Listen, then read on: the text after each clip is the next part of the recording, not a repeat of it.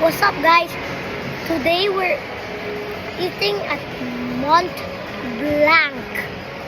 I think this is the best combo of chocolate because I think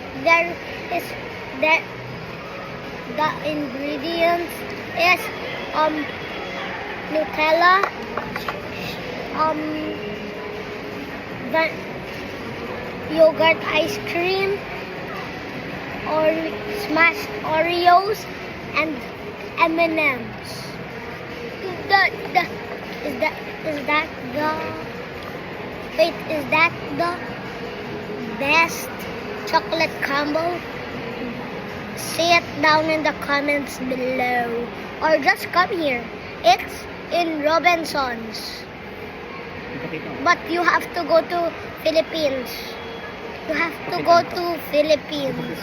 You have to go in Philippines. This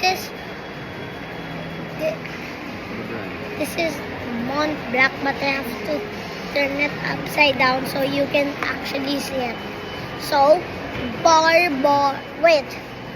I will turn the phone upside down so you can actually see it. You go.